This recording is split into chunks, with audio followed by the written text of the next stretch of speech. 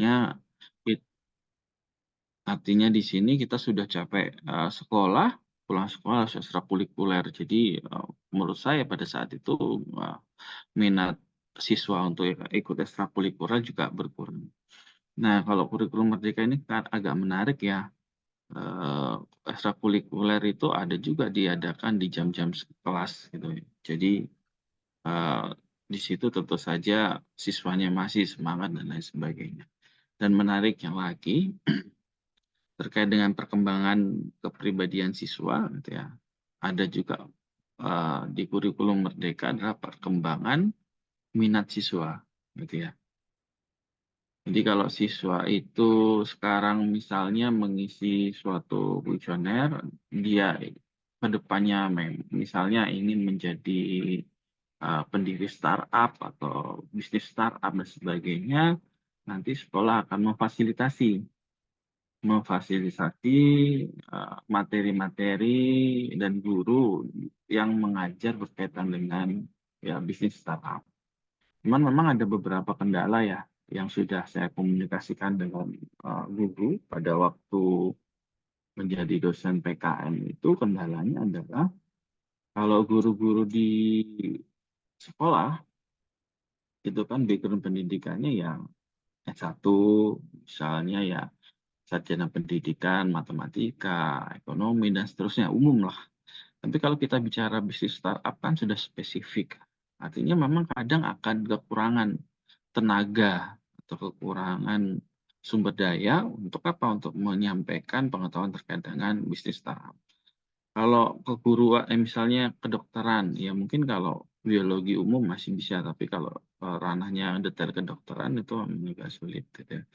Maka sempat saya berdiskusi pada saat itu, apabila sekolah memang terkendala terkait dengan SDM, harusnya sekolah harus mencari solusi supaya memang minat anak terkait dengan apa yang diinginkan, di masa yang akan datang bisa terpenuhi. Sebagai contoh nih, sebenarnya sekolah-sekolah itu kan bekerja sama dengan universitas, terutama, sekolah-sekolah yang menjadi tempat, PKM mahasiswa gitu ya.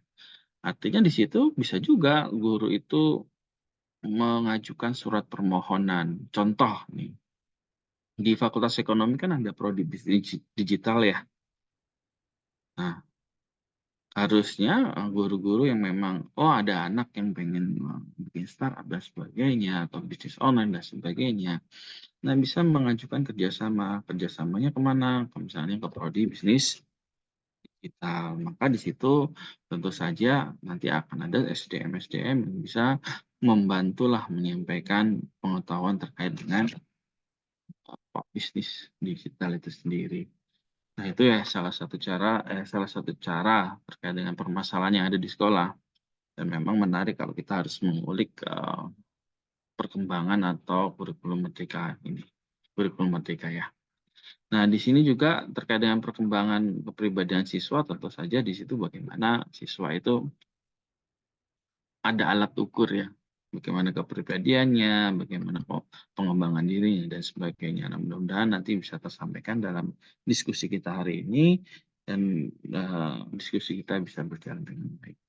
Silakan untuk, kelompok yang bertugas bisa dipimpin saja untuk diskusi kita hari ini. Silakan.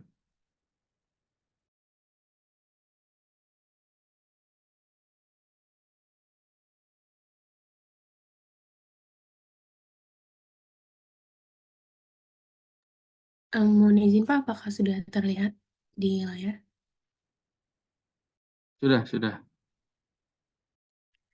Baik, saya izin mulai. Assalamualaikum warahmatullahi wabarakatuh. Selamat pagi teman-teman semua. Selamat pagi Bapak Aditya Pratama selaku dosen pengampu mata kuliah perencanaan pengajaran pada pagi hari ini. Izinkan kami dari kelompok 5 untuk memaparkan materi yang telah kami diskusikan terkait manajemen ekstrakurikuler, manajemen layanan khusus, dan manajemen humas. Di sini anggota kelompok 5 beranggotakan 4 orang, yaitu ada Anissa Nur, saya sendiri, Azura Aurora, ada Kayla Chairunisha, dan Octavia Rahman. Nah, untuk pada materi kali ini, kita akan membahas tiga, yaitu manajemen ekstrakurikuler, manajemen khusus, dan manajemen humas. Tujuan pembelajaran yang hari ini akan kita lakukan yaitu dapat mengidentifikasi konsep dasar manajemen ekstrakurikuler, pelayanan khusus, dan humas, kemudian dapat merencanakan pendidikan sesuai dengan perkembangan kepribadian siswa, dan dapat mendesain berbagai komponen dari pengembangan diri. Nah, langsung aja masuk ke materi pertama yang akan dipaparkan oleh Kayla Chairunisha. Pada Kayla dipersilakan. Oke, baik. Terima kasih, Azura. Oke, jadi yang pertama di sini saya akan menjelaskan tentang apa itu manajemen ekstrakurikuler. Nah, mungkin di sini kalian udah nggak asing ya sama yang namanya kegiatan ekstrakurikuler. Pasti di sini juga ada yang semasa sekolahnya itu aktif dalam mengikuti kegiatan ekstrakurikuler. Nah, sebelum saya menjelaskan tentang apa itu pengertian ekstrakurikuler, boleh di next slide. Oke, sebelum saya menjelaskan tentang apa itu pengertian ekstrakurikuler, mungkin dari kalian ada yang mau menjelaskan tentang apa itu pengertian dari ekstrakurikuler? Mungkin yang ingin menjawab boleh raise hand terlebih dahulu.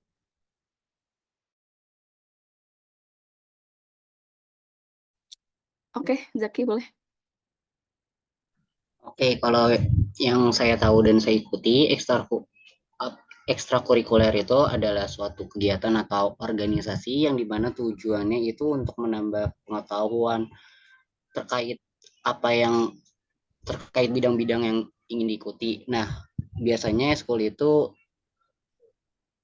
kegiatannya di luar jam pelajaran tersebut. Jadi dilakukannya bisa di dalam sekolah maupun di luar sekolah. Itu aja sih. Oke, terima kasih Zaki. Mungkin Siva boleh menambahkan. Oke, izin menjawab ya kelompok 5, mungkin sama ya jawaban saya kayak Zaki. Jadi menurut saya ekstrakurikuler itu kegiatan tambahan yang dilakuin sama siswa dan biasanya itu dilakukannya itu di luar jam pelajaran, baik itu di sekolah maupun di luar sekolah. Lalu dengan tujuan tadi untuk menambah pengetahuan ataupun keterampilan di luar bidang akademik yang sesuai dengan minat dan bakat dari masing-masing siswa tersebut. Mungkin itu aja sih jawaban dari saya. Terima kasih. Oke, makasih Siva. Mungkin terakhir boleh Mutia. Baik, terima kasih untuk kelompok 5. Izin menjawab, menurut saya ekstrakurikuler itu adalah kegiatan atau program tambahan yang dilaksanakan di luar kurikulum sekolah, yaitu di luar kurikulum sebuah institusi pendidikan seperti sekolah gitu sih Kak. Oke, terima kasih Mutia. Oke, makasih ya Zaki, Siva, dan Mutia atas jawabannya. Oke, boleh di next slide.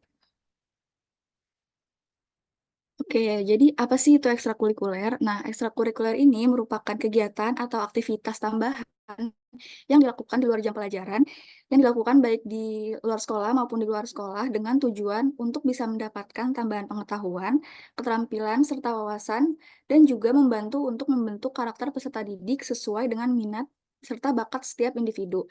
Nah, jadi ekstrakurikuler ini tuh bisa dibilang sebagai kegiatan non-akademik yang tujuannya itu untuk mengembangkan minat dan juga bakat siswa. Nah, kegiatan ekstrakurikuler di sekolah itu misalnya kayak ekskul olahraga, ekskul kesenian, debat, ataupun ikatan ilmiah remaja dan sebagainya. Jadi benar ya tadi apa yang dikatakan Zaki, Siva, dan juga Mutia, kalau misalkan ekskul itu merupakan kegiatan di luar sekolah yang tujuannya itu untuk menambah keterampilan siswa.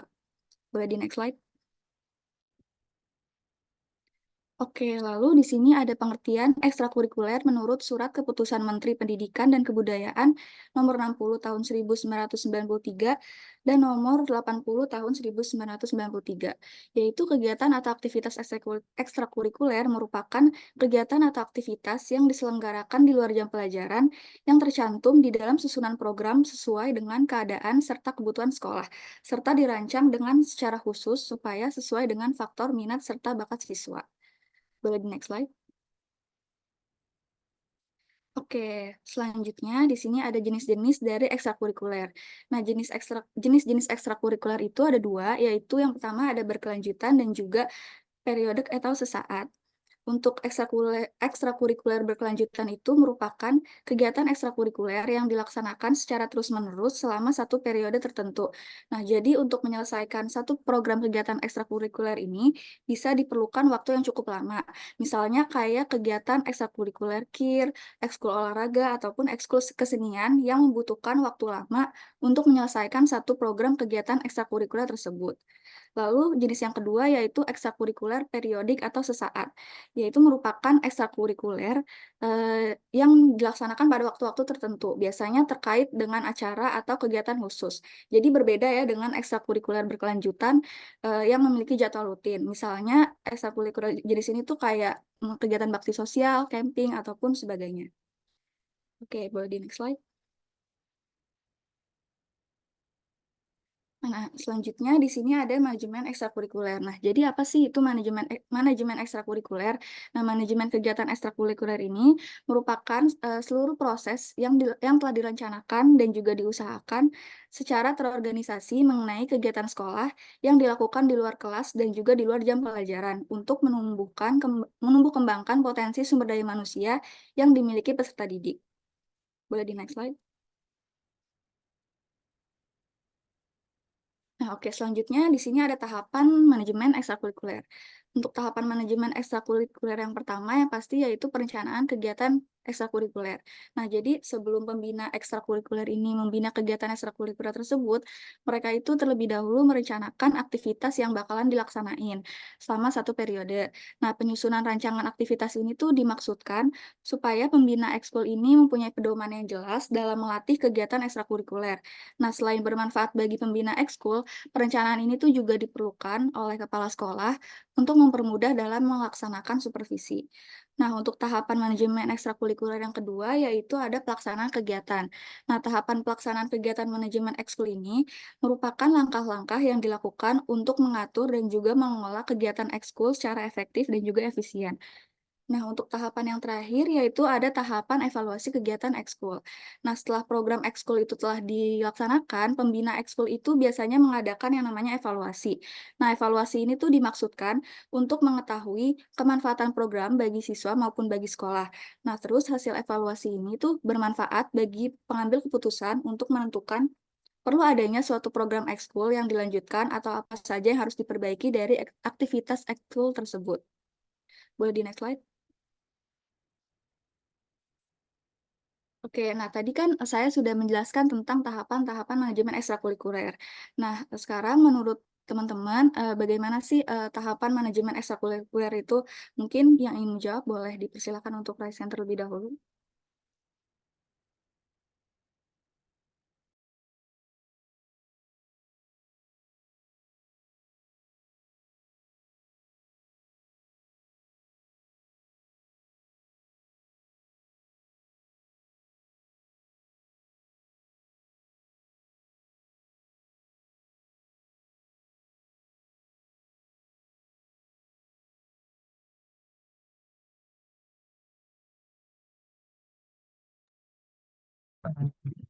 Mungkin mau nyoba jawab. Oke, boleh Pandu. Nah, jadi kalau yang saya tangkap tuh manajemen ekstrakurikuler itu kan kayak dibuat dari pihak sekolah nih. Misalkan ingin gimana tuh cara siswanya itu bisa belajar selain belajar yang berkaitan dengan hal akademis. Ya, selain menyediakan pendidikan formal itu kan pasti kita itu kan nggak belajar hanya sebatas mata pelajaran saja kan. Maksudnya kita juga perlu pengetahuan-pengetahuan lain yang hanya diajarkan di pendidikan-pendidikan informal ataupun non formal. Nah, jadi ekstrakurikuler ini juga menjadi salah satu media yang krusial gitu. Misalnya kalau kita ada minat atau di Paskibra kan itu kan nggak mungkin ada di mata pelajaran akademik ya, ataupun basket, futsal. Nah itu yang berkaitan dengan pengembangan minat dan bakat itu biasanya sekolah itu menyediakan untuk diadakan itu di sekolah. Makanya ada ekstrakurikuler. Mungkin itu saja sih jawaban dari saya. Oke, terima kasih Pandu atas jawabannya. Oke, boleh di next slide. Oke, selanjutnya itu ada faktor-faktor apa aja yang dapat mendukung manajemen ekstrakurikuler. Boleh di next slide.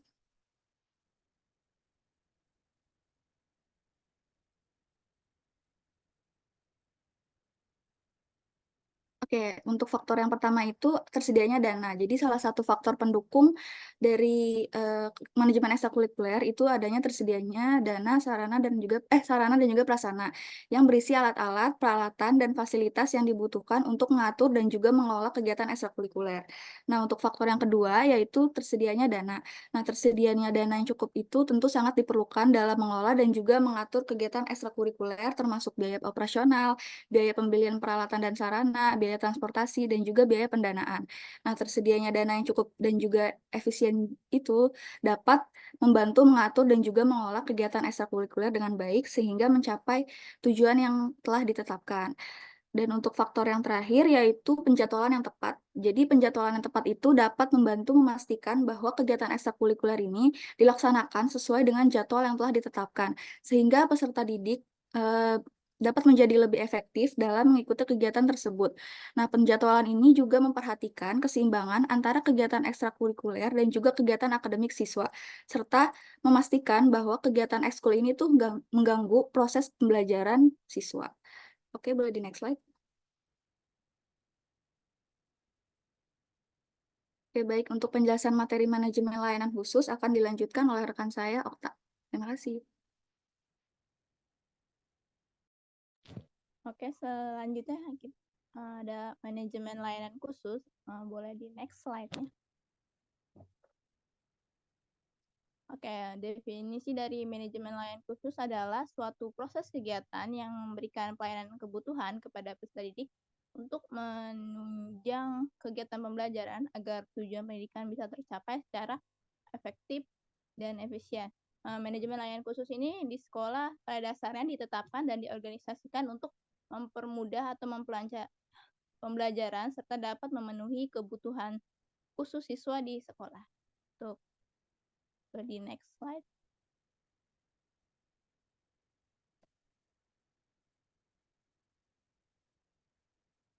Oke, untuk selanjutnya ada tujuan dari pelayanan khusus atau pelayanan bantuan diselenggarakan di sekolah ini dengan maksud untuk memperlancar pelaksanaan pengajaran dalam rangka pencapaian tujuan pendidikan di sekolah. Yaitu baik menyangkut aspek jasmani maupun rohani. Oke. Boleh di next slide. Oke, menurut kalian tuh layanan khusus di sekolah itu contohnya seperti apa aja sih? Yang bisa menjawab, boleh desain.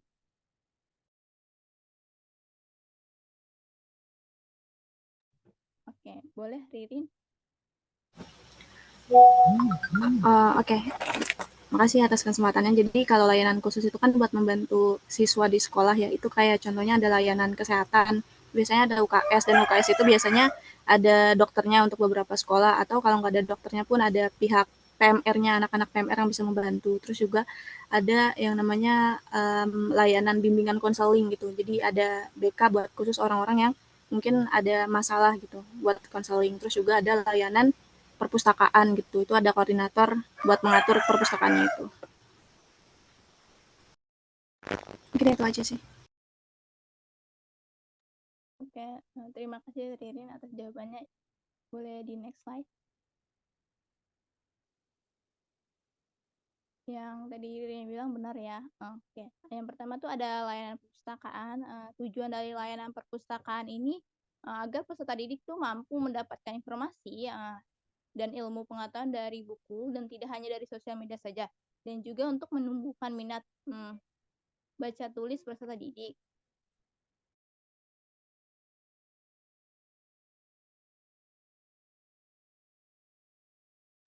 Yang selanjutnya ada layanan bimbingan konseling. Layanan ini tuh untuk membantu siswa dalam menyelesaikan masalah atau pemberian bantuan siswa dilakukan secara berkesinambungan. Tujuannya itu agar siswa dapat memahami dirinya sendiri dan mampu menyelesaikan masalah yang dihadapi. Layanan bimbing konseling ini dapat diberikan oleh seorang guru. Yang selanjutnya ada layanan kesehatan sekolah. Tujuan dari layanan kesehatan ini tuh agar peserta didik tuh mampu membiasakan hidup sehat dan bersih untuk meningkatkan derajat siswa. Biasanya kegiatan-kegiatan yang diselenggarakan layanan ini adalah bersih-bersih lingkungan sekolah dengan semua siswa atau menanam tanaman di taman-taman sekolah. Yang selanjutnya ada layanan laboratorium. atau lab, yaitu sarana proses belajar mengajar. Banyak laboratorium yang terdapat di sekolah, misalnya laboratorium IPA yang digunakan saat belajar IPA untuk mengukur suatu volume atau cairan. Yang kedua adalah laboratorium komputer yang digunakan saat pelajaran informatika belajar. Terus ada layanan asrama, terus ada layanan kantin, dan ada layanan transportasi. Boleh di next slide.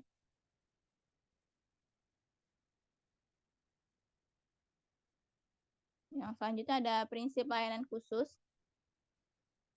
Yang pertama ada prinsip yang berhubungan dengan siswa yang dibimbing.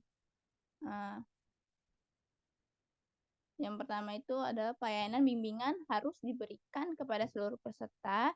Yang kedua, harus ada kriteria untuk mengatur prioritas layanan bimbingan kepada siswa. Yang ketiga, program bimbingan harus dipusatkan kepada siswa. Yang keempat, pelayanan bimbingan harus dapat memenuhi kebutuhan individu yang bersangkutan. Terus yang terakhir, keputusan terakhir dalam proses bimbingan ini tuh ditentukan oleh individu yang dibimbing. Yang kedua ada prinsip-prinsip yang berhubungan dengan pembimbing. Petugas pembimbing harus melakukan tugasnya sesuai dengan kemampuan dan kewajiban masing-masing. Petugas pembimbing di sekolah dipilih atas dasar kualifikasi kepribadian, pendidikan, pengalaman, dan kemampuan. Yang ketiga ada petugas bimbingan harus mendapatkan kesempatan untuk memperkembang diri serta keahlian melalui berbagai latihan. Yang selanjutnya ada prinsip-prinsip yang berhubungan dengan organisasi dan administrasi bimbingan. Yang pertama itu bimbingan harus dilaksanakan secara berkesinambungan. Yang kedua, pelaksanaan bimbingan harus tersedia kartu pribadi bagi setiap individu siswa. Hal ini tuh diperlukan untuk mencatat data pribadi individu secara sistematik yang dapat digunakan untuk kemajuan individu yang bersangkutan. Yang ketiga tuh program bimbingan harus disusun dengan kebutuhan sekolah yang bersangkutan. Selanjutnya,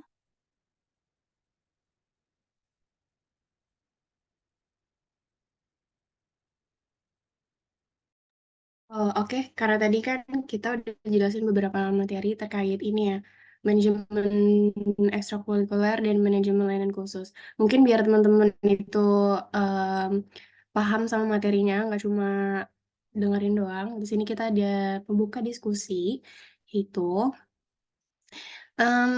teknisnya nanti akan dikirim link Google Docs di room chat atau di grup kelas. Nah, di situ udah ada isinya. Nanti teman-teman dapat bisa diskusi di sini dari kelompok 1, kelompok 2, dan kelompok 3 boleh diskusi terkait prinsip yang berhubungan dengan siswa yang dibimbing. Jadi apa aja sih prinsip yang berhubungan dengan siswa yang dibimbing ini dalam manajemen layanan khusus. Terus kelompok 4, 5, dan 7 itu tentang apa aja sih prinsip yang berhubungan dengan pembimbingnya. Terus kelompok 8, 9, 10 itu prinsip yang berhubungan dengan organisasinya dan administrasi bimbingannya. Waktunya cuma 5 menit, teman-teman. Mungkin boleh di-share Google Docs-nya. Sebelumnya di sini teman-teman nggak ditinggal tidur kan ya, karena akan terlihat progres teman-teman di sini akan di-share screen nanti. Boleh Kayla mungkin share screen dulu. Oke, baik, sebentar. Sebelumnya apakah ada yang ingin ditanyakan terkait diskusi ini? Mungkin teman-teman masih ada yang bingung maksudnya gimana.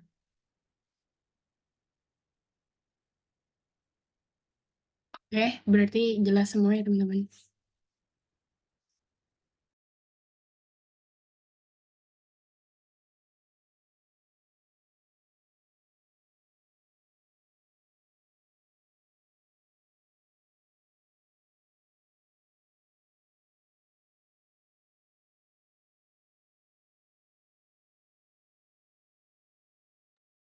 Nah, tampilannya seperti ini, teman-teman bisa isi kelompok 1, bisa diskusi di Google Docs ini, kelompok 2 juga, sampai kelompok terakhir terkait apa yang udah ada di judulnya ini. Waktunya sampai jam 10.36 ya teman-teman.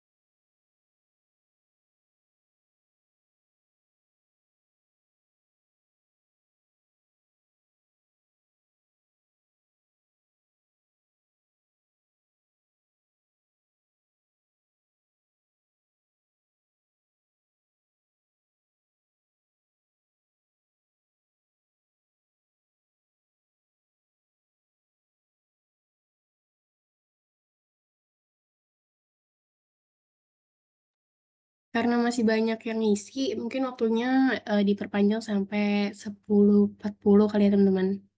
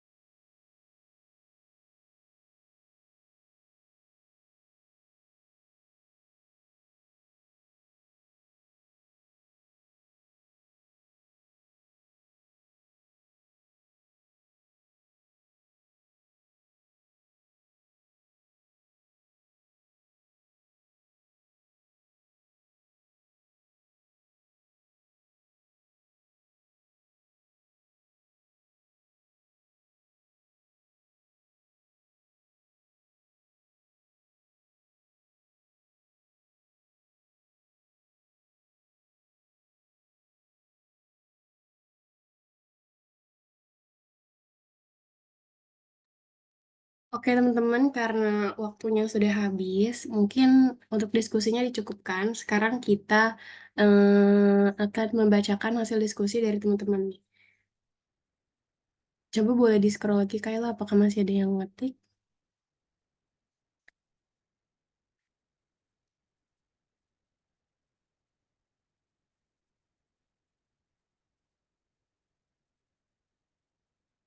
Oke, sudah terisi semua ya dari Google Docs ini. Nah, karena tadi kelompok 1, 2, dan 3 itu kan prinsipnya sama, yaitu prinsip yang berhubungan dengan siswa yang dibimbing. Dari kelompok 1, 2, 3, sebelum aku tunjuk, apakah ada yang ingin membacakan hasil pencariannya gitu terkait prinsip apa aja sih yang berhubungan dengan siswa yang dibimbing terkait layanan khusus ini? Kalau nggak ada, nanti akan ditunjuk oleh kelompok kami.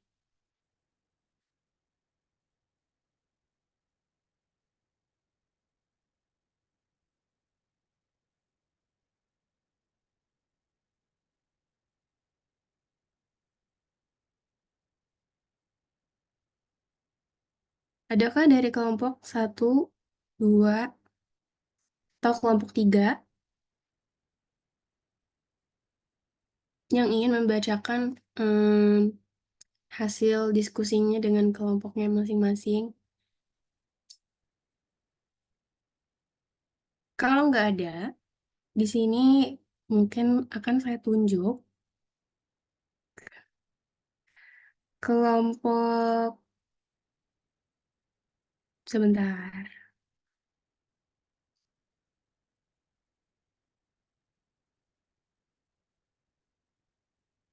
Mungkin boleh kelompok 3 untuk membacakan hasil diskusinya di Zoom ini. Nanti teman-teman kelompok 1 dan kelompok 2 juga boleh banget nambahin apa yang kurang dari kelompok 3 biar semuanya jelas gitu. Boleh kepada kelompok 3 perwakilan?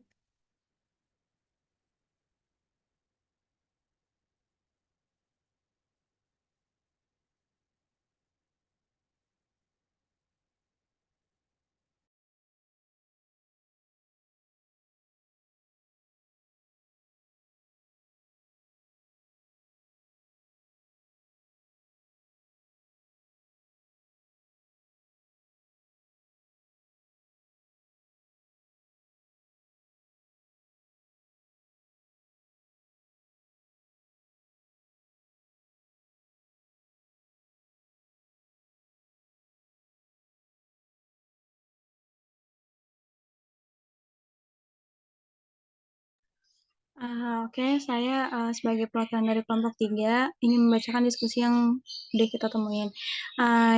Yang pertama yaitu ada bimbingan harus berpusat pada individu yang dibimbingnya. Terus yang kedua, harus ada kriteria untuk mengukur prioritas pelayanan bimbingan dan konseling kepada individu atau siswa. Yang ketiga, program pemberian bimbingan dan konseling harus berpusat pada siswa. Yang keempat, pelayanan dan bimbingan konseling di sekolah harus dapat memenuhi kebutuhan individu yang bersangkutan beragam dan luas. Yang kelima, keputusan akhir dalam proses bimbingan dan konseling dibentuk oleh siswa itu sendiri. Yang keenam, siswa yang telah memperoleh bimbingan harus secara berangsur-angsur dapat menolong dirinya sendiri. Baik, terima kasih Kayla Sabrina, perwakilan dari kelompok 3 ya. Mungkin dari teman-teman kelompok 1 atau kelompok 2 ada yang mau nambahin? Lumayan lo dapat poin aktif loh nanti dari Pak Adit. Kalau nggak ada, oh ada. Oh nggak ada ya. Oke, ada. Oh boleh Isna, dari kelompok berapa? Saya Isnaini dari perwakilan kelompok 2. Oke, silakan untuk memberikan jawabannya. Si kelompok kami yaitu tentang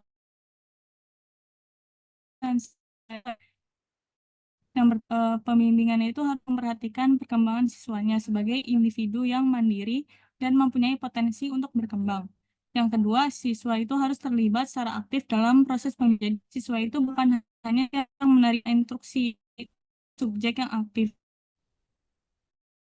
Yang ketiga, pemilihan memenuhi kebutuhan beragam dan luas. Yang keempat adalah pembimbing perlu membangun kepercayaan diri siswa dan memberi dukungan yang diperlukan untuk siswanya. Mungkin sekian dari kelompok 2. Baik, terima kasih kepada kelompok 2 karena sudah memberikan hasil diskusinya kepada kita. Mungkin boleh dilanjut untuk prinsip selanjutnya. Harus di-scroll. Ya, prinsip yang berhubungan dengan pembimbingnya nih dari layanan khusus. Di sini ada kelompok 4, kelompok 6, dan kelompok 7.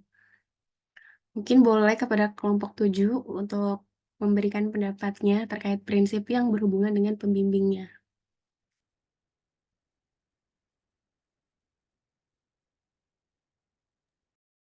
Oke, jadi di sini berdasarkan hasil diskusi kami, sebelumnya saya Herliana Tantri dari kelompok 7. Jadi yang pertama ada sebagai pemberian bantuan yang diselaraskan dengan kebutuhan individu yang sedang dibimbing. Yang kedua, berurusan dengan tingkah laku yang unik dan dinamis. Yang ketiga, memperhatikan perkembangan individu. Yang keempat, keterbukaan dan kepercayaan yang dimana pembimbing harus membangun hubungan yang didasarkan pada keterbukaan dan kepercayaan dengan siswa. Tujuannya agar saling pengertian antara pembimbing dan siswa. Yang kelima, memperhatikan perbedaan pada setiap individu.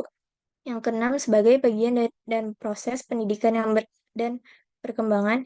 Yang ketujuh, pembimbing perlu terlibat secara aktif dalam membimbing serta memberikan arahan dan mendengarkan dengan penuh perhatian.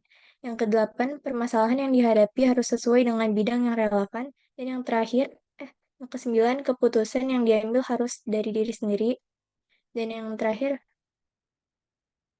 boleh di-scroll.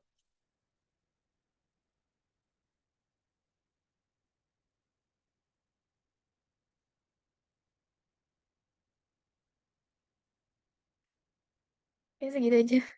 Terima kasih. Baik, terima kasih Tantri, perwakilan dari kelompok 7. Mungkin teman-teman kelompok 4, 6 ada yang ingin nambahin? Boleh, Lulu Mutia Yasmin, dipersilakan dari kelompok berapa? Saya perwakilan dari kelompok 4.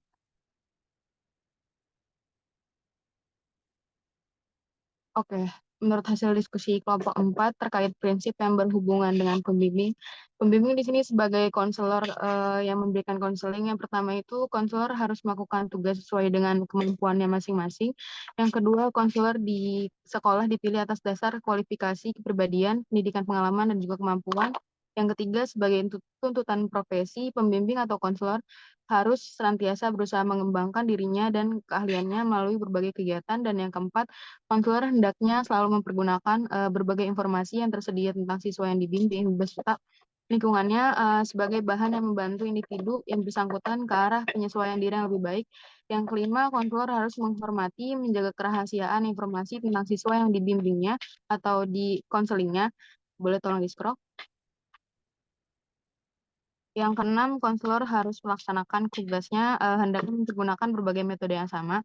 Dan yang ketujuh, konselor mempunyai rasa kepedulian dan dorongan karena seorang pembimbing atau konselor itu diharapkan peduli terhadap perkembangan dan juga kebutuhan individu dari yang dibimbingnya serta memberikan dorongan yang positif untuk membantu mereka mencapai potensi terbaik mereka. Itu aja. Terima kasih. Baik, terima kasih Lulu. Nah, karena kalau terkait pembimbingnya sudah, mungkin boleh di next kita lanjut ke prinsip selanjutnya. Oke, prinsip yang berhubungan dengan organisasi dan administrasinya nih. Dari kelompok 8, 9, 10, ada yang ingin mengajukan diri dulu sebelum ditunjuk?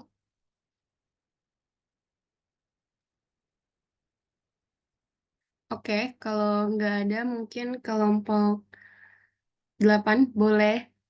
Oh, Dias. Boleh Dias, perwakilan dari kelompok berapa Dias? Dari kelompok 9. Boleh, dipersilakan. Pada Dias. Boleh di-scroll dulu nggak? Oke, jadi ini kelompok 9 itu tadi diskusi tentang prinsip yang berhubungan dengan organisasi dan administrasi bimbingan. Nah, di kelompok kami itu mendiskusikan bahwa ada 6 prinsip yang berhubungan dengan organisasi dan administrasi. Yang pertama itu dimulai dari bimbingan itu harus dilaksanakan secara berkesinambungan. Lalu yang kedua, dalam pelaksanaan bimbingan harus tersedia kartu pribadi bagi setiap individu siswa. Nah, hal ini nih sangat diperlukan untuk mencatat data pribadi individu secara sistematik yang dapat digunakan untuk kemajuan individu yang bersangkutan. Nah, kemudian yang ketiga, program bimbingan ini harus disusun dengan kebutuhan sekolah yang bersangkutan. Jadi, layanan bimbingan mempunyai peran yang besar terhadap program sekolah. Yang keempat, pembagian waktu untuk setiap bimbingan juga harus dilakukan secara teratur. Lalu yang kelima, bimbingan harus dilaksanakan selama dalam situasi individu dan dalam situasi kelompok, sesuai dengan masalah dan metode yang digunakan dalam memecahkan masalah tersebut. Nah, yang terakhir itu adalah mempergunakan informasi yang tersedia mengenai individu yang dibimbing beserta lingkungannya sebagai bahan untuk membuat individu yang bersangkutan ke arah penyesuaian diri yang lebih baik. Itu, Azura. Makasih. Baik, terima kasih Dies dan kelompok 9. Mungkin dari kelompok 8 dan kelompok 10 ada yang ingin menambahkan pendapat dari kelompok 9. Apakah ada dari kelompok 8 atau kelompok 10?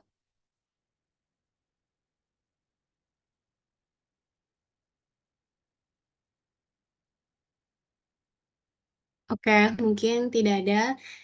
Terima kasih kepada teman-teman yang udah berpartisipasi dalam penugasan atau diskusi kali ini terkait layanan khusus tadi, yaitu berupa prinsip nih, ada prinsip yang berhubungan dengan siswa yang dibimbing, dengan pembimbingnya, dan organisasi serta administrasi bimbingannya. Boleh di-close, kita lanjut ke materi selanjutnya.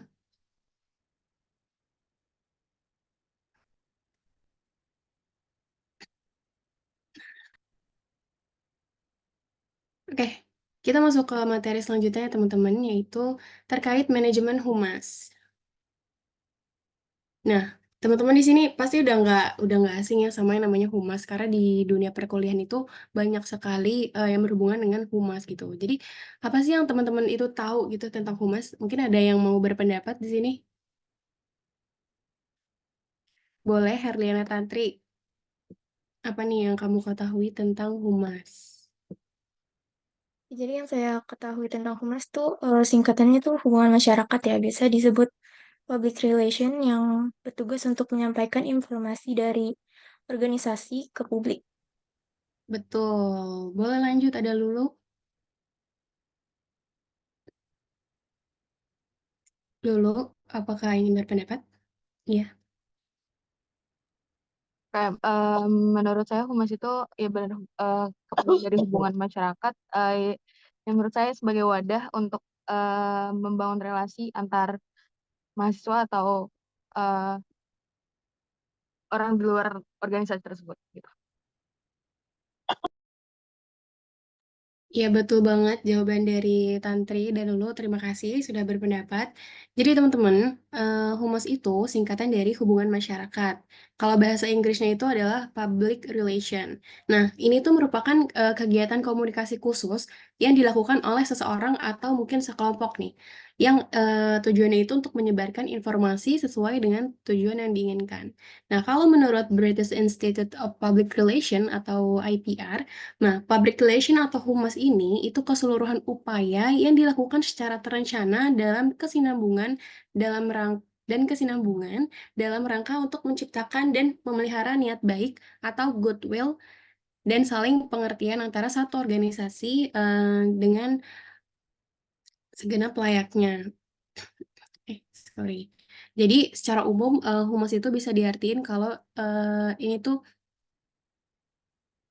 sekelompok orang yang melakukan komunikasi dengan eksternal organisasinya gitu. Nah, selanjutnya di sini ada manajemen humas. Jadi kita kan membahas tentang manajemen humas ya teman-teman. Apa sih manajemen humas itu? Jadi manajemen humas ini itu adalah proses dari menangani dari perencanaan, pengorganisasian, dan mengkomunikasikan serta mengkoordinasikan secara rasional untuk keberhasilan suatu lembaga gitu. Nah, Manajemen humas ini itu difungsikan untuk mendukung dan memelihara komunikasi, memelihara pengertian, penerimaan, dan kerjasama nih antara sekolah dengan publik. Nah, tujuannya apa sih? Kenapa harus ada manajemen humas? Jadi, tujuan dari manajemen kehumasan ini itu tujuannya pada pelayanan publik untuk mengoptimalkan fungsi manajemen dalam mengembangkan hubungan antara organisasi dengan pihak publik. Publik di sini artinya masyarakat. Jadi, antara sekolah dengan masyarakat dengan tujuan untuk membina hubungan kerjasama secara timbal balik di dalam kepentingan bersama dalam rangka untuk mencapai pengakuan yang baik. Jadi, supaya sekolah itu punya citra yang baik, diakui baik di masyarakat sekitarnya. Nah, itu adalah tugas orang-orang yang berada di dalam manajemen humas untuk melakukan hal tersebut. Nah, di sini fungsi manajemen humas itu ada pada lembaga pendidikan itu ada 3. Yang pertama, di sini ada fungsi perencanaan. Nah, fungsi perencanaan itu humas tuh tugasnya untuk menentukan nih hubungan sekolah dan masyarakat secara jelas. Jadi mau melakukan apa gitu. Dan dia juga di sini nentuin program sesuai dengan tujuan dan menentukan prosedur pengembangan programnya. Jadi program yang direncanakan oleh manajemen humas ini tuh harus sesuai gitu dengan tujuan sekolahnya. Kemudian ada fungsi pengorganisasian, di mana fungsi organisasian ini, kegiatannya ini berupa mengidentifikasi jenis tugas yang mampu dilaksanakan oleh sekolah, kemudian mendistribusi tugas-tugas sesuai dengan kemampuan personel-personel yang ada di sekolah, dan merumuskan aturan dan tata hubungan kegiatan humas dan memutuskan aturan dan tata hubungannya dengan masyarakat. Kemudian ada fungsi pengarahan. Di fungsi pengarahan ini semua staf humas ini udah mulai melakukan kegiatannya nih, udah mulai melakukan tugas-tugasnya yang udah ditentukan di pengorganisasian tadi. Nah, fungsi pengarahan ini itu memperhatikan kayak bagaimana menciptakan hubungan dengan sekolah dengan orang tua peserta didik, kemudian untuk mendorong orang tua itu menyediakan lingkungan belajar yang efektif, kemudian untuk mengadakan komunikasi, dan yang keempat untuk mengadakan kerjasama dengan instansi pemerintah atau swasta, yang kelima mengadakan kerjasama dengan organisasi sosial keagamaan. Terakhir ada fungsi pengawasan. Nah, dalam fungsi pengawasan ini, manajemen humas itu memperhatikan yang pertama ada pemantauan hubungan sekolah dengan masyarakatnya. Kemudian yang kedua ada penilaian kinerja hubungan sekolah dengan masyarakat untuk mengetahui nih sampai mana sih keberhasilan program yang dilaksanakan ini. Nah, itu fungsi dari manajemen humas di lembaga pendidikan. Nah, kalau menurut hakikatnya, fungsi manajemen humas itu ada 3 di sini, yaitu mampu sebagai mediator dalam menyampaikan komunikasi secara langsung, yaitu komunikasi tatap muka ataupun komunikasi yang tidak langsung, atau melalui media sosial gitu ya, kepada pimpinan lembaga dan publik intern, atau kayak dosen, guru, karyawan, mahasiswa, siswa, kayak gitu. Yang kedua, itu untuk mendukung dan menunjang kegiatan-kegiatan yang berkaitan dengan mempublikasi lembaga pendidikan. Dalam hal ini, humas ini tuh bertindak sebagai pengelola informasi kepada publik dan publik intern dan publik ekstern, kayak contohnya menyampaikan informasi kepada pers dan promosi. Mungkin promosi di sini dikaitkan kepada lembaga pendidikan yang swasta gitu ya teman-teman. Dan yang terakhir, ia menciptakan suatu citra yang positif terhadap lembaga pendidikan. Nah, ini selanjutnya akan dijelaskan oleh Anissa. Mungkin kepada Anissa dipersilakan. Oke, terima kasih Zura. Lanjut.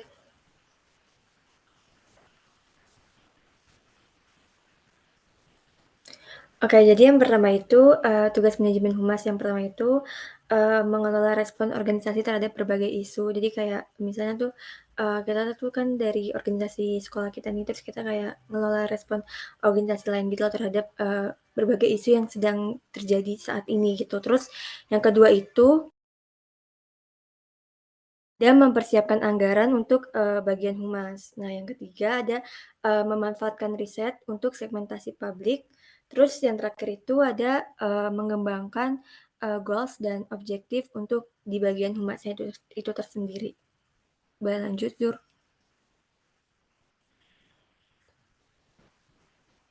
Nah, oke, yang selanjutnya ini ada jenis-jenis kegiatan humas. Di kelompok kami itu udah diskusi ya, di jenis kegiatan humas itu dibagi di internal dan eksternal. Nah, untuk yang internalnya itu menampung saran dan pendapat warga sekolah yang berhubungan dengan pembinaan dan pengembangan sekolah. Terus yang kedua itu ada memelihara hubungan harmonis sehingga tercipta kerjasama antar warga sekolah. Jadi si bagian humas ini tuh harus bisa apa ya istilahnya tuh ngedeketin teman-temannya atau ngedeketin warga sekolahnya itu biar eee tercipta lingkungan yang harmonis gitu antar warga sekolah, nggak ada yang istilahnya itu kayak saling ngejek-ngejekan atau misalnya kayak saling terlalu circle-circle-an kayak gitu. Terus yang terakhir itu ada memberikan penjelasan mengenai kebijakan penyelenggaraan dan perkembangan sekolah. Jadi karena humas ini hubungan masyarakat ya, jadi kita tuh bakal ngasih tahu nih kira-kira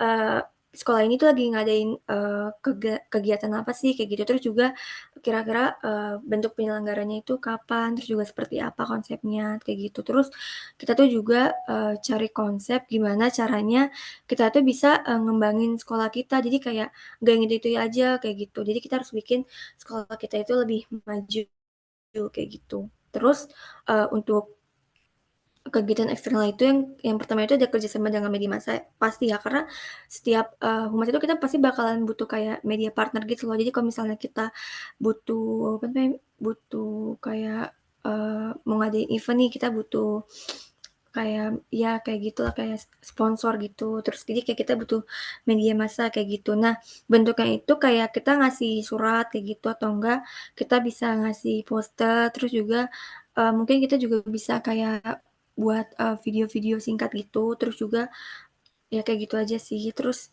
habis itu kita tuh juga ngasih liputan gitu kayak bagaimana sih si sekolah bagaimana sih tentang sekolah kita kayak gitu, kayak misalnya kegiatan sekolah kita itu ngapain aja, terus juga eee, pencapaian-pencapaian prestasi di siswa di sekolah kita itu apa aja, terus program-program sekolahnya juga tuh apa aja sih yang ada di sekolah kita ini biar sekolah kita itu maju kayak gitu. Terus juga biar eee apa ya, kayak lingkungan lain itu tahu gitu loh, kayak bisa ngejangkau informasi tentang sekolah kita kepada, eee, yang lainnya kayak gitu. Terus yang kedua itu ada kerjasama dengan industri dan lembaga swasta kayak gitu, sama aja sih kayak nyari medpart kayak gitu. Nah, untuk ini tuh kita bisa kayak ngadain seminar gitu, terus juga kita juga bisa ngadain kunjungan antar sekolah atau ke tingkat industri kayak gitu. Kayak misalnya perusahaan-perusahaan yang mengenai Kemendikbud gitu, kita bisa tuh kayak ngikut-ngikut kayak gitu. Karena kita tuh tujuan ngelakuin itu bukan hanya untuk memperluas jaringan sekolah aja, tapi juga kita tuh bakal ngebuka kesempatan gitu untuk siswa untuk mendapatkan pengalaman lebih kayak gitu. Karena kan kita kalau misalnya cari pengalaman itu nggak cuma di lingkungan sekolah doang kan, kita harus cari pengalaman itu di lingkungan luar sekolah kayak gitu. Terus juga kalau misalnya cari pengalaman di lingkungan sekolah itu, di luar lingkungan sekolah itu kita juga bisa jadi kayak nambahin pengalaman tentang dunia kerja. Pasti kan bakal banyak tuh ya kayak seminar-seminar tentang kayak misalnya cara bisnis atau gimana. Nah, nantinya kalau misalnya kalian itu nggak bisa ngelanjut di dunia nggak bisa ngelanjut di jenjang selanjutnya, kalian udah punya basic nih kayak gitu dari ikutin hasil seminar kayak gitu. Terus yang ketiga itu ada program sosial dan kegiatan amal kayak gitu, kayak misalnya kita tuh ngelakuin penggalangan dana ke panti asuhan atau ke tempat-tempat yang emang membutuhkan dana kayak gitu. Terus juga dari sini tuh kita tuh bisa apa ya, ngebangun citra yang positif kita tuh, kayak misalnya kita tuh peduli gitu sama lingkungan sekitar, terus juga kayak kita tuh ngajarin sama siswa-siswa di sekolah itu gimana sih caranya kita itu eee mengamalkan kayak nilai-nilai kesosialan kayak gitu. Terus yang terakhir itu ada acara terbuka dan kunjungan sekolah kayak yang sama seperti yang tadi poin nomor 2 kayak gitu. Terus juga kita tuh bukannya itu bukan hanya buat mahasiswanya aja, tapi kita tuh kayak bikin semua itu ikutan kayak misalnya orang tua tuh bisa bergabung kayak gitu, bisa jadi apa namanya, peserta lah kayak gitu. Terus juga kita bisa ngadain kayak acara itu kayak kita tuh ngadain tour gitu loh, kayak tour di sekolah gitu, kayak fasilitas kita tuh ada apa aja sih, kayak gitu. Terus juga kita ngasih tahu sih kayak program pendidikannya kayak gitu. Biar orang tua kita kan juga tahu ya kalau misalnya di sekolah kita tuh kayak nggak cuman yang itu aja, kayak nggak cuman kayak iya sekolahnya tuh bagus, tapi kita nggak tahu kan kegiatan itu apa aja yang dilakuin kayak gitu. Nah tujuan itu juga kayak ya sama aja sih kayak buat ngenalin staffnya juga, staf sekolah, terus juga buat siswa-siswanya juga biar lebih mungkin ngajarin public speaking-nya juga kayak gitu. Boleh lanjut, Sur?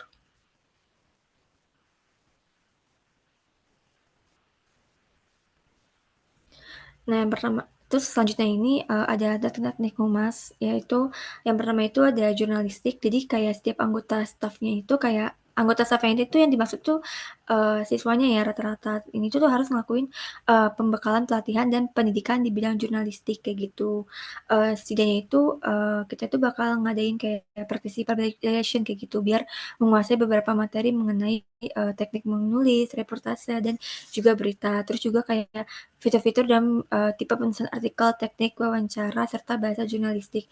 Biasanya itu setahu saya itu kalau misalnya di SMA itu ada PBBI gitu loh, kayak latihan buat apa sih namanya kayak debat juga kayak gitu loh. Terus yang kedua itu ada relasi kayak gimana sih caranya kayak gitu. Nah, karena relasi itu kan kayak media yang paling utama ya, yang kita tuh bisa, ngegiring opini kita buat publik gitu. Jadi dari, perluasan relasi ini kita tuh, ngarepin banget nantinya itu dapat, ciptain nih, sentimen yang positif atau, pendapat-pendapat yang positif sehingga,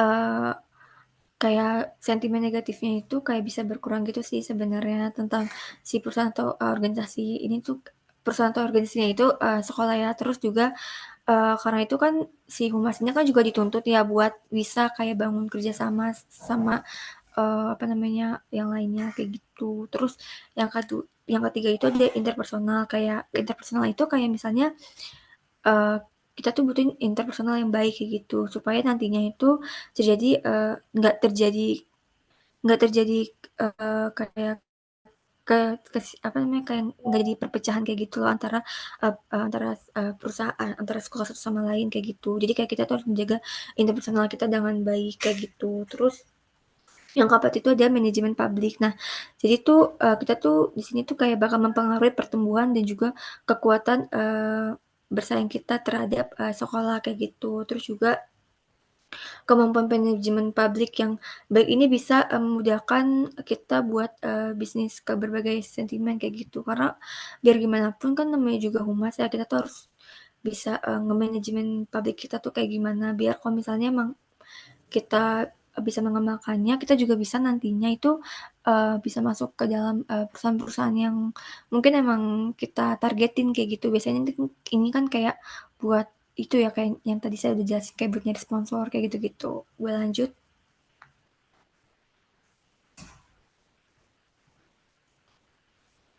Oke, mungkin, itu saja dari saya.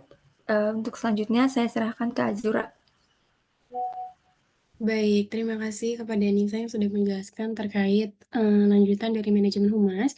Nah, mungkin untuk pemaparan materi dari kelompok kami cukup segitu. Nah, karena kita udah selesai di sini memaparin materinya, apakah dari teman-teman ada yang ingin bertanya? Mungkin kita membuka 3 pertanyaan dulu ya, teman-teman. Oke, enough.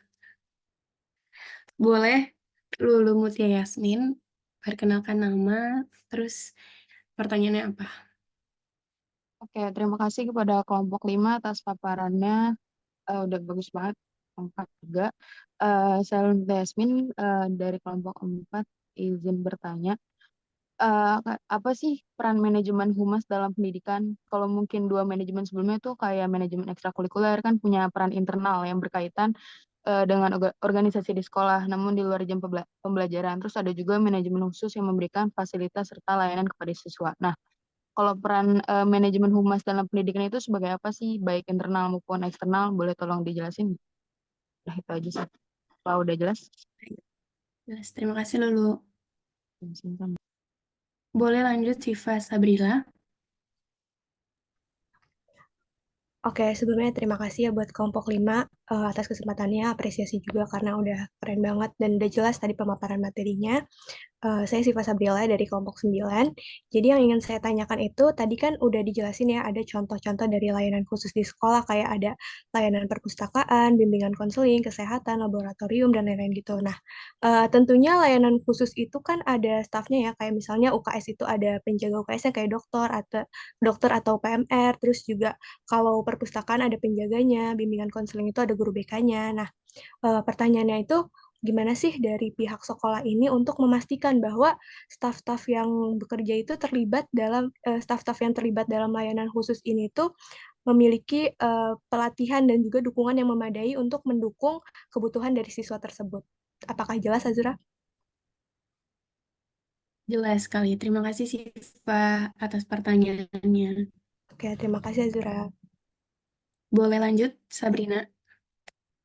Baik, makasih untuk kesempatannya. Saya ingin bertanya terkait manajemen ekstrakurikuler.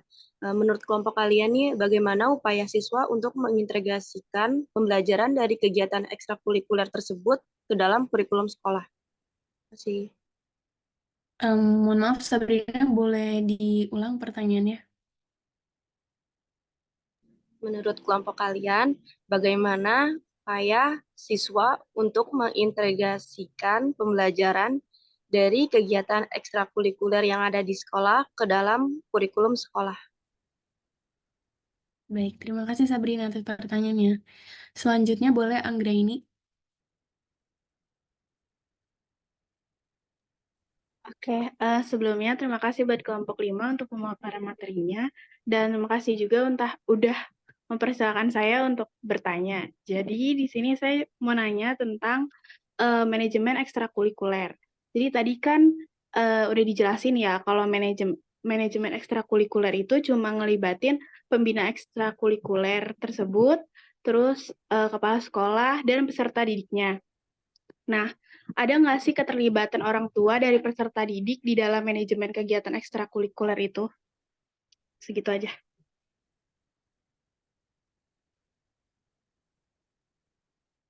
Baik, terima kasih Anggra atas pertanyaannya. Karena sudah ada sekitar 4 pertanyaan, mungkin akan kita close dulu dan kelompok kami akan berdiskusi.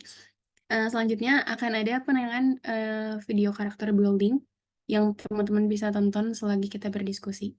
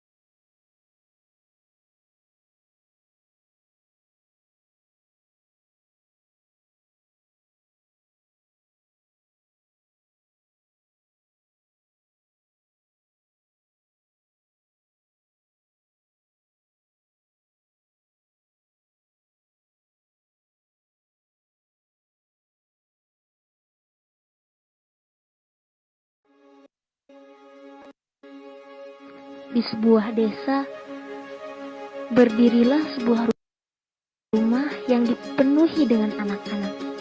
Dari mulai TK, SD, SMP, SMA, bahkan ada yang kuliah. Maka tak heran jika tempat itu tidak pernah sepi. Sebut saja Gria Al-Falah.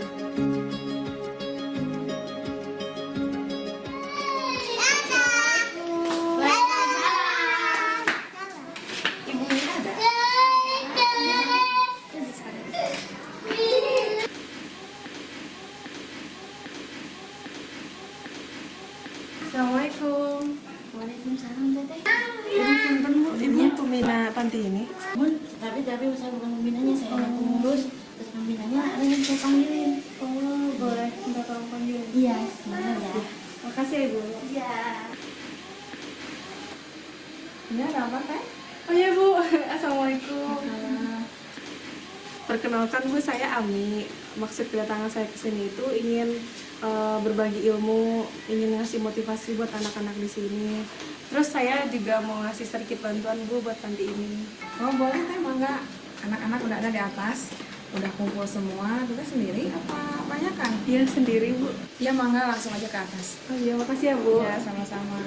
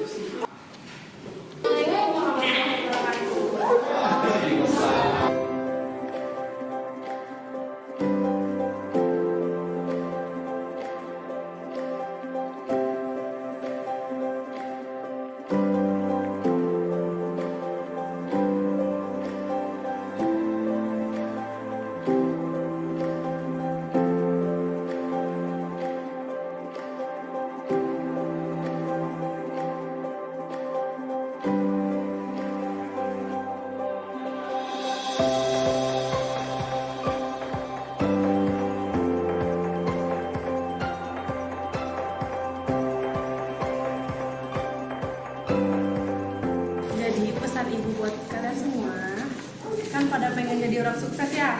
Ya. Ada yang nggak pengen jadi orang sukses nggak? Nggak ada kan? Makanya kita harus rajin belajar. Terus nggak boleh malas-malasan. Terus pantang menyerah. Buktikan ke ayah bunda kalian, bukan, ke semua orang. Buktikan kalau kalian itu bisa menjadi yang kayak tadi, yang pengen jadi guru, jadi tentara, pilot. Pokoknya kalian harus semangat.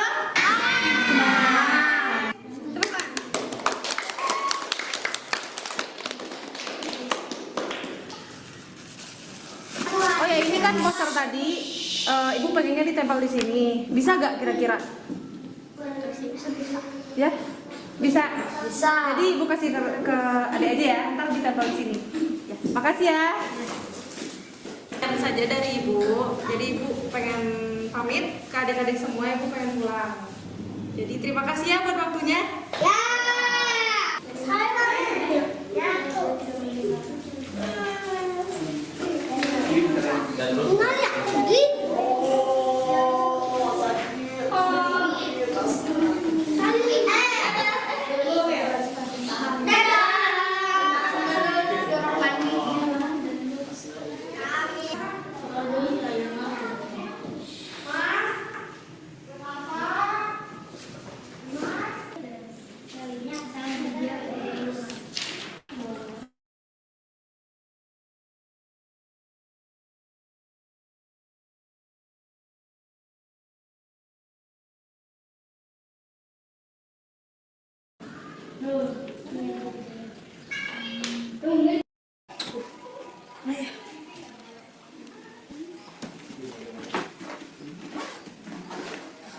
Harus cepat nih.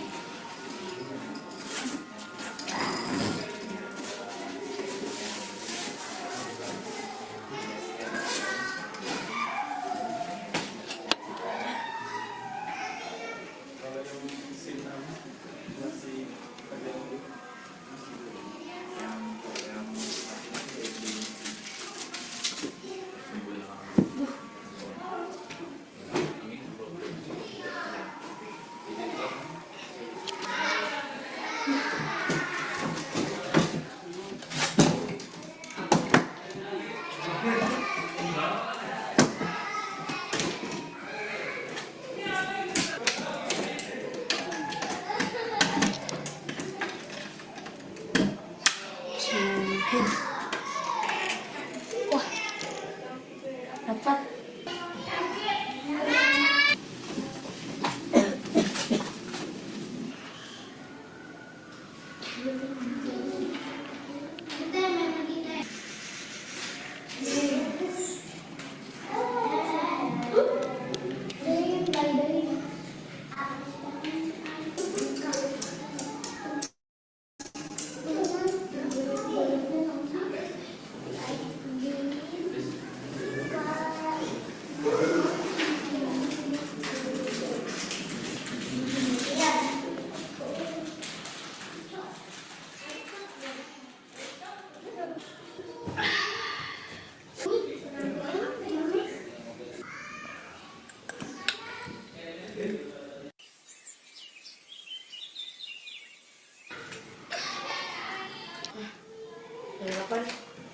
ngurus sekolah.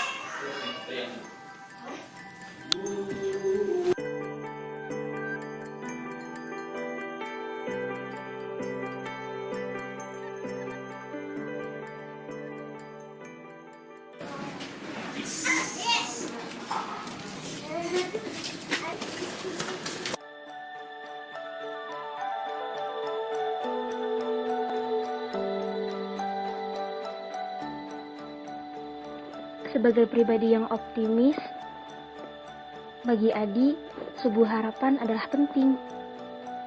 Dan ia mewujudkannya dalam sebuah cita-cita.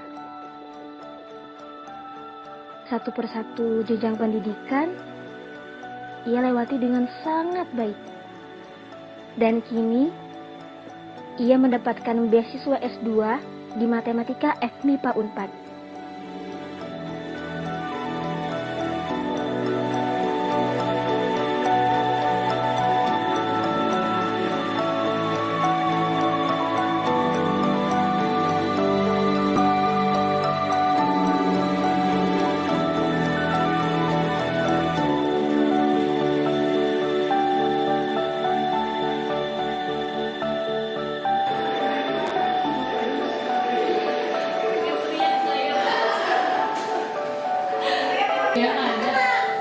Assalamualaikum.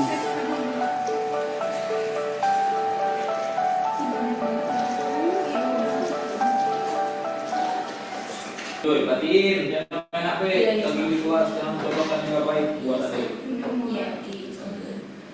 Yang kenceng ya, Oke, jadi deal ya untuk waktu pengerjaan proyek ini 1 bulan gimana? Siap, Bu. Baik, karena waktu sudah habis, perkuliahan kali ini sampai di sini. Sekian dari saya. Wassalamualaikum warahmatullahi wabarakatuh. Waalaikumsalam warahmatullahi wabarakatuh. BTW itu laptop baru ya, Dit? Iya, Via. Jadi karena aku bisa masuk S2 Matematika Unpad, aku dikasih laptop sama bapak. Oh, alhamdulillah. Gaya ih. Udah tutupin. Tutup dah tu.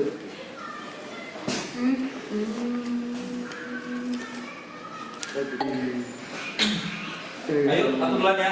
Yuk. Ngerjain proyek. Yati.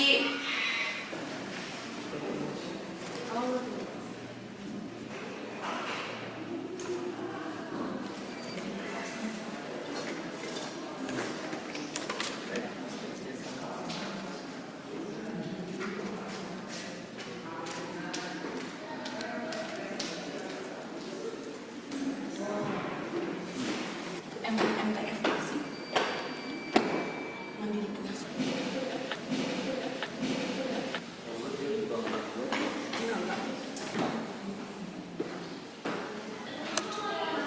Alhamdulillah, akhirnya beres juga. Tinggal disubmit. Oh iya, belum sholat ya. Sholat dulu.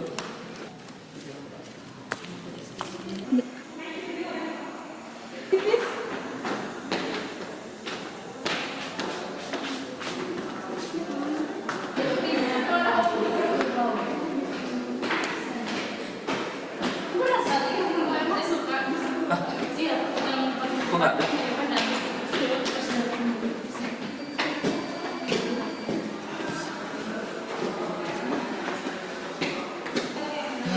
Kenapa sih nggak ada?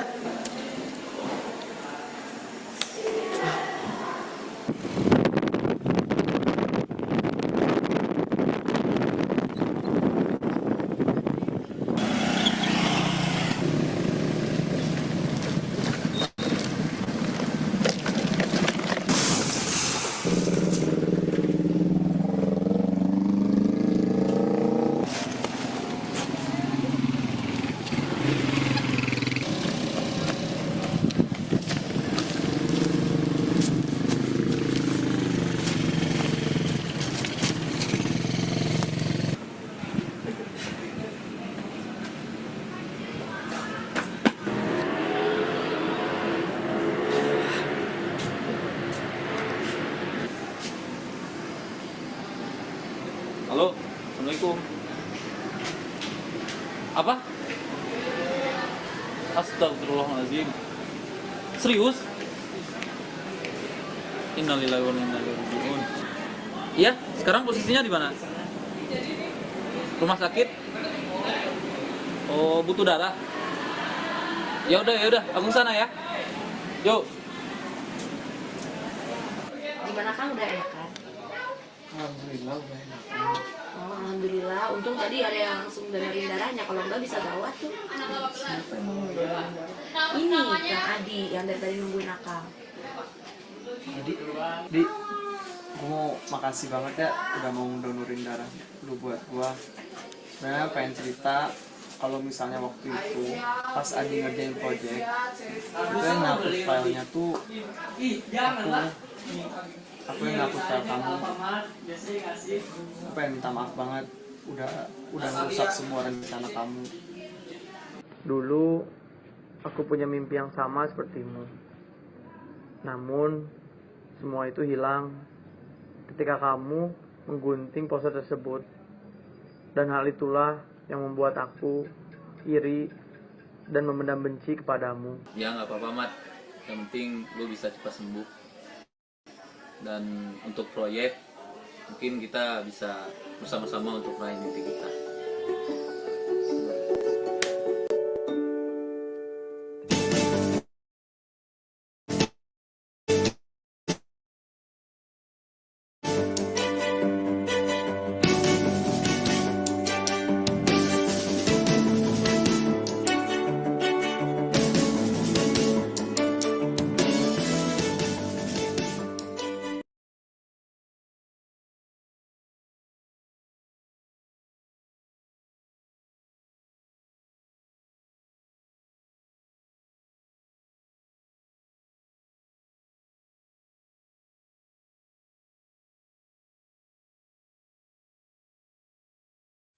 Oke, jadi kan tadi video karakter building-nya udah dipaparin nih. Kira-kira teman-teman tuh ada nggak sih yang mau nyimpulin dari hasil video karakter building tadi, terus juga dikaitin sama teknik dari manajemen humas tadi? Kalau misalnya ada, boleh langsung di-raise ya teman-teman.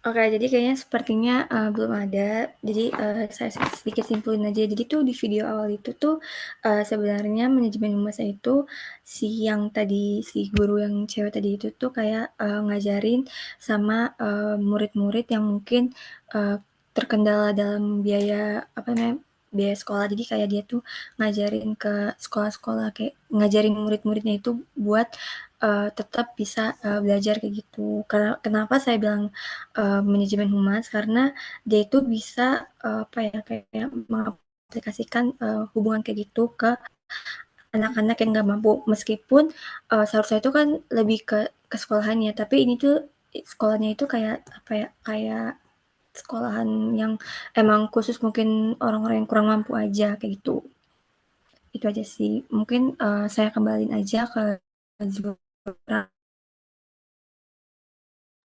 Oke, terima kasih Anissa sudah menyimpulkan dari video tadi ya. Dan teman-teman juga udah lihat. Sekarang nanya, adakah yang ingin jawab duluan? Kalau nggak ada, mungkin di sini saya akan jawab pertanyaan dari Lulu, yaitu apa peran manajemen humas sih dalam pendidikan baik internal maupun eksternal? Mungkin tadi kurang jelas pemaparannya ya. Jadi manajemen humas ini tuh berperan tuh sebenarnya untuk mengelola informasi gitu ya, baik yang masuk ataupun yang keluar. Kalau dalam lingkup internal, manajemen humas ini tuh bertanggung jawab untuk menyampaikan informasi penting kepada seluruh anggota staf, guru, siswa. Nah, informasinya contohnya misalnya ada libur, terus ada kegiatan apa, itu nanti yang nyampaikan mungkin dari manajemen humasnya ini. Kemudian manajemen humas mungkin kalau dalam pendidikan swasta gitu ya, itu akan ada Promosi kan. Nah, manajemen humas ini akan membantu merancang dan melaksanakan strategi promosi dan pemasaran untuk meningkatkan, citra dan reputasi sekolahnya ini agar banyak yang daftar, kayak gitu. Nah, selain itu kalau dalam internal itu, manajemen humas juga bisa mengkoordinasi acara-acara terbuka. Misalnya kayak ada, rapat rapat orang tua. Itu kan biasanya apalagi kelas 12, kalau di sekolah SMA itu misalnya kelas 12 nih mau ada rapat pertemuan orang tua, kayak sosialisasi terkait, masuk perguruan tinggi. Nah, itu nanti yang mengelola adalah manajemen humas ini. Kalau dalam lingkup eksternal, manajemen humas ini tuh berperan sebagai perantara nih antara sekolah dan, pihak luarnya. Pihak luar tuh bisa seperti masyarakat, lembaga pendidikan lain, kemudian media massa atau industri atau bahkan pemerintah. Contohnya kayak gini, mungkin di sekolah teman-teman dulu sempat, ada promosi-promosi dari kampus swasta.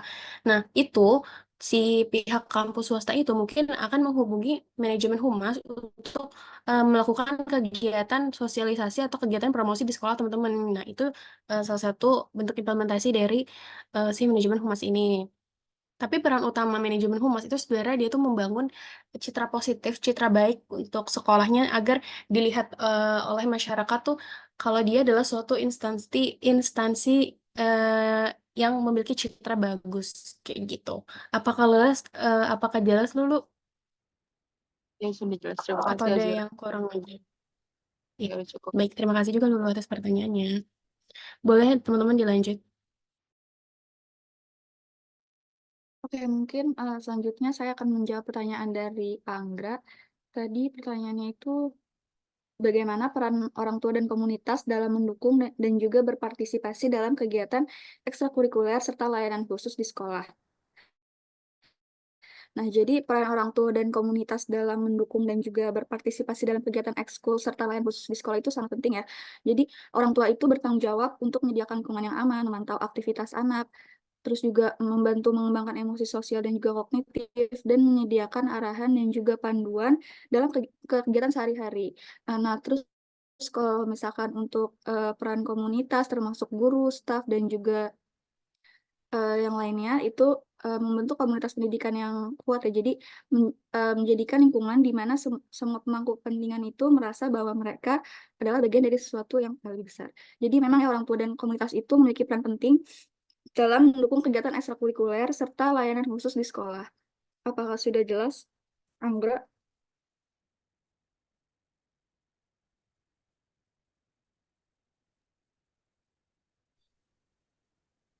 Sudah jelas, terima kasih Kaila. Oke, sama-sama. Oke, selanjutnya izin menjawab pertanyaannya Siva. Aku ngambil contoh dari pelayan kesehatan ya. Pihak sekolah itu biasanya mengadakan atau menerapkan trial UKS yang dimana tuh pendidikan yang mana pendidikan kesehatan, tenaga kesehatan atau pelayanan kesehatan serta pembinaan. Pembinaannya itu harus memenuhi seluruh indikator pada kelompok stratifikasi UKS. Sehingga tuh implementasi UKS dalam sekolah ini dapat memenuhi setiap kebutuhan siswa terhadap kesehatan itu dapat terpenuhi atau memadai. Serta biasanya tuh pihak sekolah juga memberikan dukungan atau pelatihan terhadap setiap pelayanan bagi setiap tenaga kesehatan atau penjaga perpustakaan seperti itu. Dapat dimengerti.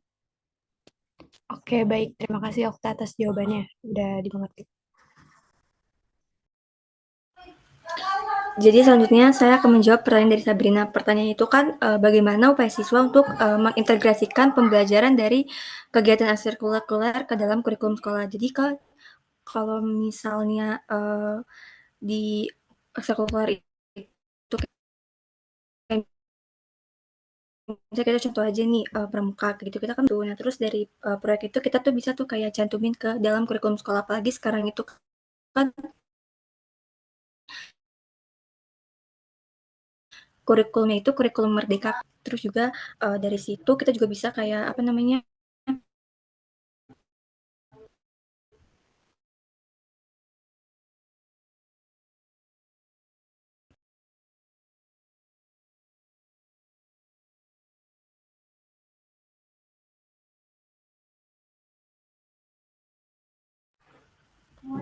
Halo, kedengaran nggak?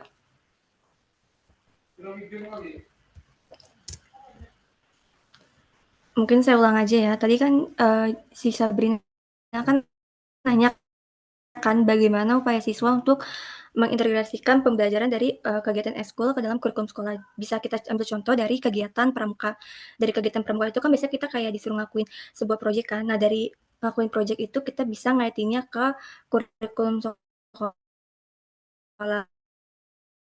Apalagi sekarang itu kan kurikulum sekolah itu kan sebuah apa ya kegiatan kayak gitu. Gimana Sabrina? Oke, wah makasih Nisa. Oke.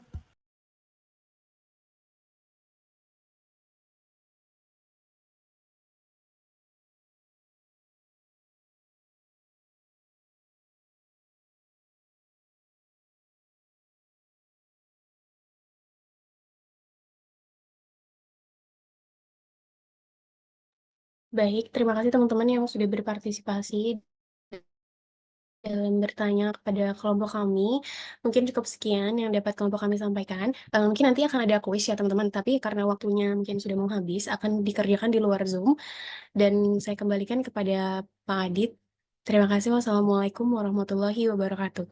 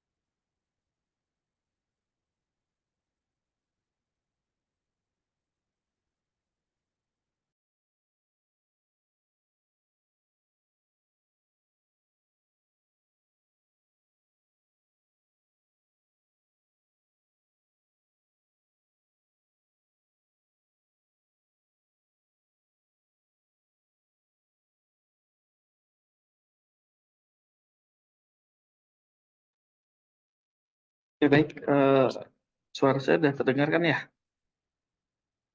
Sudah, Pak. Oke, hari ini saya nggak bahas materi dulu ya. Hari ini yang saya bahas adalah project. Jadi, prodi kita kan tahun ini akreditasinya habis ya. Artinya sebentar lagi akan ada pengajuan akreditasi baru terkait dengan S1 Pendidikan Ekonomi. Maka akan ada project yang mendukung akreditas prodi kita. Jadi, project ini project yang dilaksanakan satu kelas ya, yaitu project praktisi. Oke, sebentar.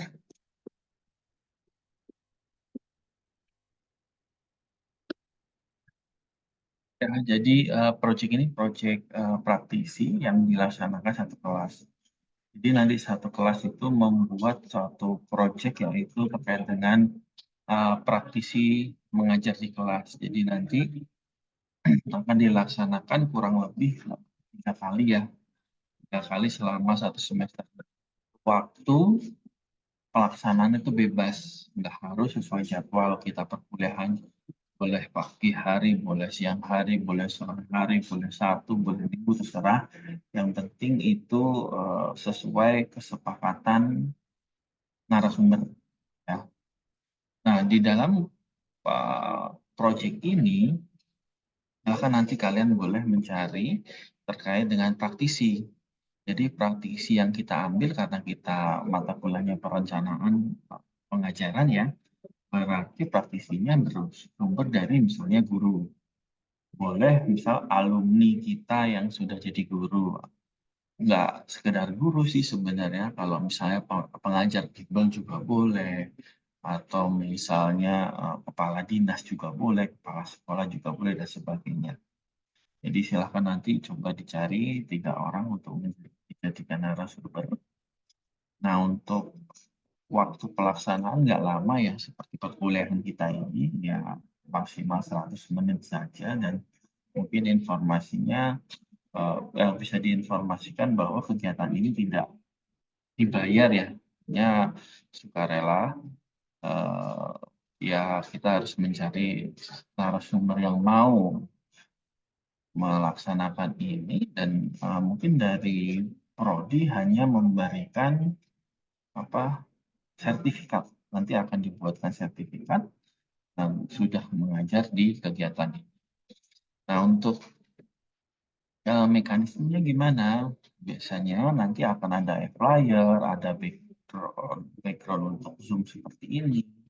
Jadi pelaksanaannya secara daring ya, menggunakan Zoom ya. Nanti ada flyer, ada istilah backdrop seperti ini, nanti ada proposal, ada laporan, dan sebagainya. Nah, untuk itu saya sudah ada, tinggal nanti saya share, kalian tinggal menyesuaikan ya. Kalau background langsung seperti ini kan di Canva banyak, dan untuk bikin flyer juga banyak. Nanti silahkan dibuat tim terkait dengan pelaksanaan project ajar di kelas. Ada pertanyaan? Mungkin sebelum saya lanjutkan.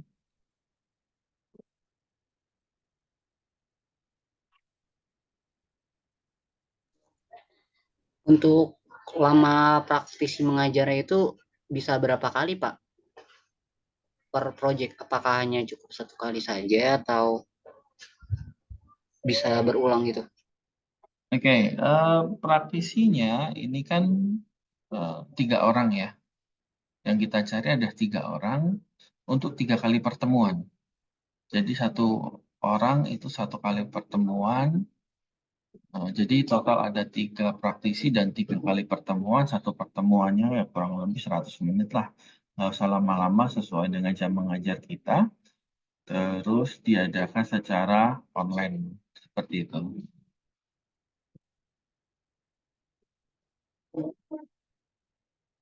Ada pertanyaan lagi?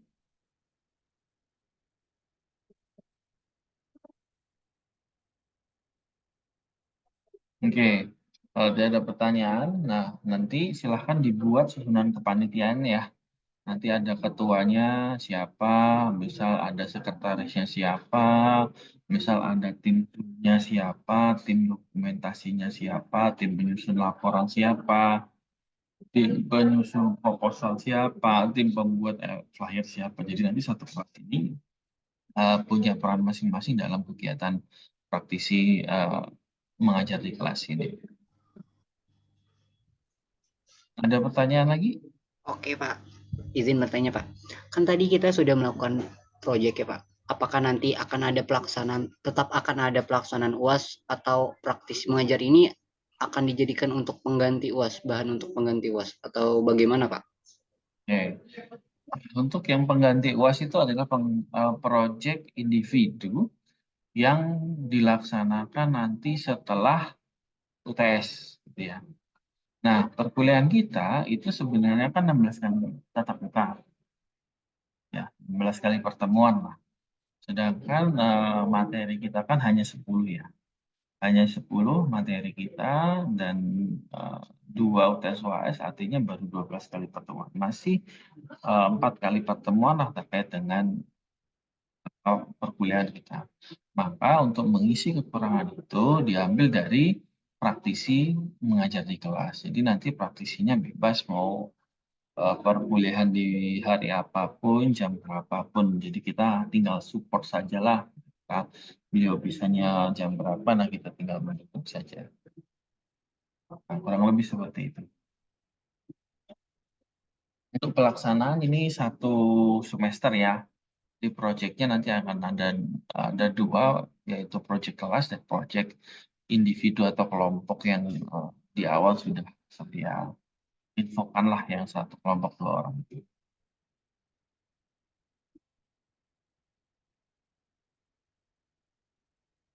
Ada pertanyaan?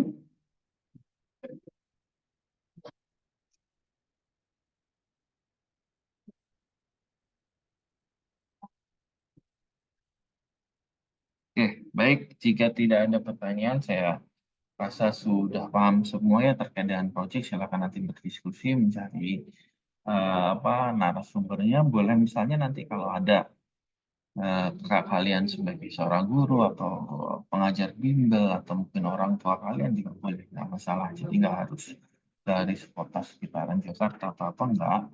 Tergantung kemampuan kita untuk mencari narasumber ya, karena memang narasumber ini free ya, tidak berbayar. Jadi ya kita harus pintar-pintar mencari dan mencari yang bersedia terutama. Gitu. Bagaimana, ada pertanyaan? Izin bertanya Pak, untuk berarti pelaksanaan praktisi mengajar itu menyesuaikan dengan narasumber yang bersangkutan? Betul. Disesuaikan keinginan narasumbernya ya.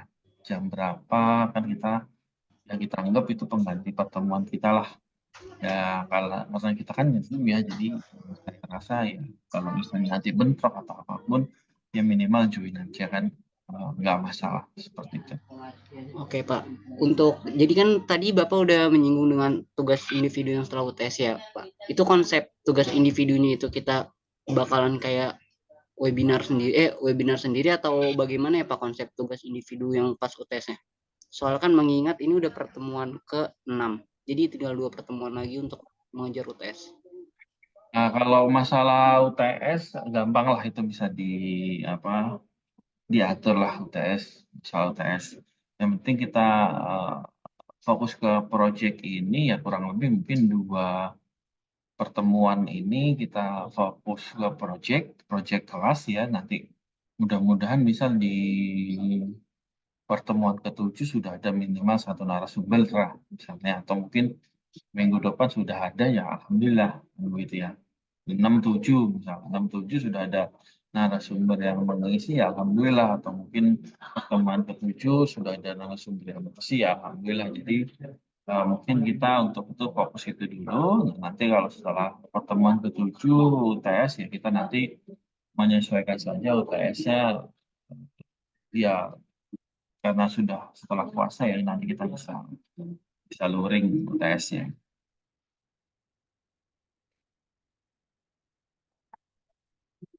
Nah, untuk kan ada 3 kali ya, 3 kali kegiatan. Boleh juga misalnya di kegiatan pertama PJ-nya siapa, kegiatan kedua PJ-nya siapa, kegiatan ketiga PJ-nya siapa atau ketuanya siapa. Atau boleh ketiga-tiganya sama juga boleh. Jadi silakan diatur aja kesepakatan masing-masing. Gimana baiknya, gimana kalian bisa memposisikan diri dengan sebaik. Mungkin itu. Untuk tema praktisi mengajar itu tergantung kita aja kan ya Pak? Nah, kalau tema mungkin kita gini aja ya. Terkait dengan tema kita bisa memberikan gambarannya, misal gini. Ini mata kuliah kan perencanaan pengajaran ya. Ya, ada yang penting berkaitan dengan mata kuliah ini ya. Nanti gurunya biar ya bebas gurunya, misalnya gurunya mau menjelaskan penyusunan modul aja ya nggak apa-apa, atau misalnya kegiatan P5 di sekolah misal dan sebagainya. Yang penting tema yang diangkat oleh praktisi itu masih berkaitan dengan, diharapkan ya masih berkaitan dengan mata kuliah kita.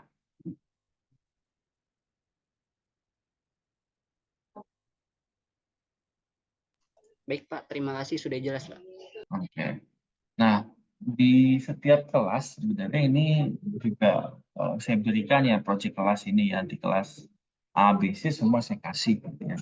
Jadi boleh juga misalnya nanti kalian berkomunikasi di kelas lain ya saling tukar. Misal saya dapat 1 nih, kalau saya dapat 1. Berarti kan sudah 2 ya, bisa saling tukar. Tinggal kemauan atau ketersediaan narasumber nanti bisa didiskusikan dengan kelas-kelas lain, misalnya kalian kontak pesertanya dan lain-lain. Ada pertanyaan? Silakan lagi.